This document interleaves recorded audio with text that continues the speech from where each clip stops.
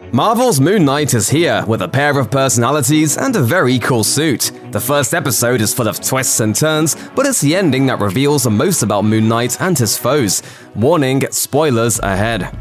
Stephen Grant is a man tormented by a situation that he doesn't fully understand, and he tries to control his tendency to wander around while he's unconscious with a number of DIY tricks. It's clear that this has been going on for a long time, and Moon Knight Episode 1 is when everything finally changes. As the first episode nears its end, Stephen gets to peek behind the veil when he discovers physical evidence of another personality's existence, tucked away in a hidey hole in his apartment. A cell phone he discovers is a particularly important find because it introduces viewers to multiple potentially important characters. Shortly after discovering the old phone, Stephen gets a call.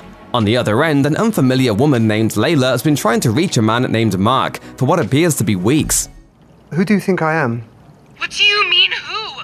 What's wrong with you, Mark? Layla might very well turn out to be the MCU version of Mark's romantic interest in the comics, Marlene. The other name in the missed calls list, Duchamp, is also very interesting. Duchamp is almost certainly Frenchie Duchamp, Mark's old mercenary friend and ally in the comics. It remains to be seen whether his name is a simple Easter egg or a tease of the character's on-screen debut. Still, the fact that he exists in the MCU implies that Mark and Frenchie's old mercenary boss and Moon Knight's arguably greatest enemy, Raoul Bushman, also lurks somewhere in the world. While Mark's formidable nemesis seems like the kind of character the MCU might want to save for Moon Knight Season 2 or even a movie, fans will no doubt welcome this low-key confirmation that Bushman might make an appearance at some point down the line. In the comics, Moon Knight's various personalities often converse with each other, and Khonshu is fond of making physical appearances in all of his bird skull-headed glory.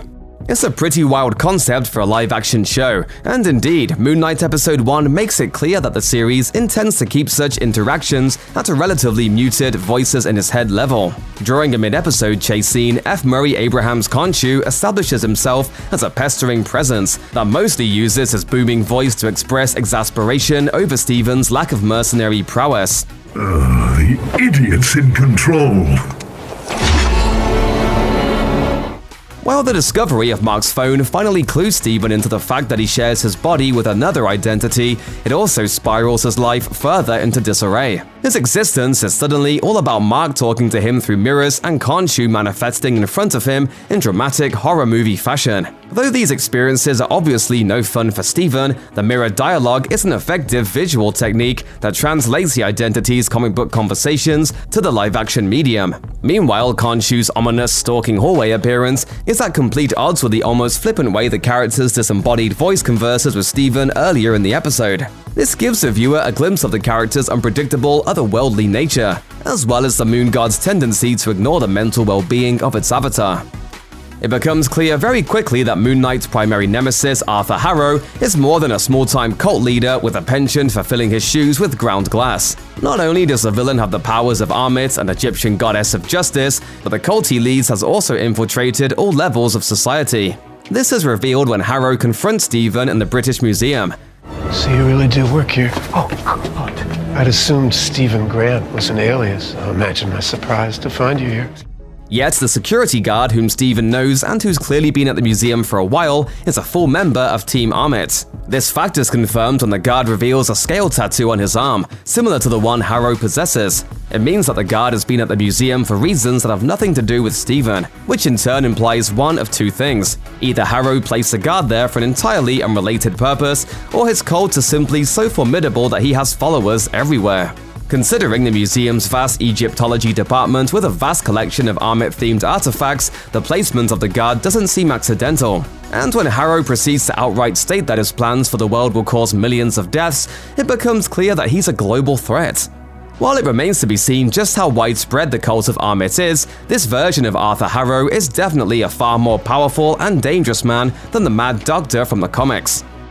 As Harrow's summoned jackal creature corners Stephen in the museum bathroom and starts punching its way through the heavy doors, it's clear that the beast's strength matches its supernatural creepiness. Fortunately, a panicked mirror conversation between Stephen and Mark convinces the timid Brit to yield control of their shared body just as the creature bursts through the doors. Stephen, I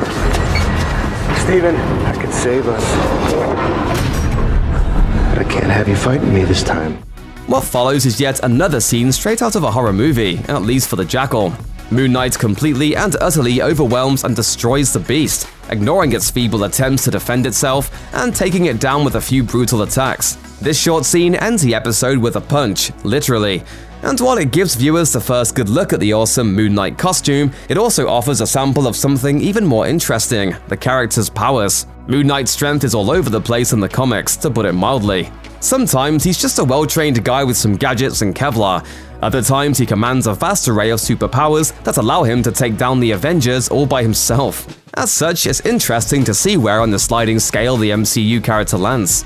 Based on the fact that he effortlessly defeats a superpowered jackal creature, it's clear that he's no weakling. There's no telling what he can do when he unleashes his weapons and really lets loose. But we have a sneaking suspicion that future episodes of Moon Knight will shed plenty of light on his true power level.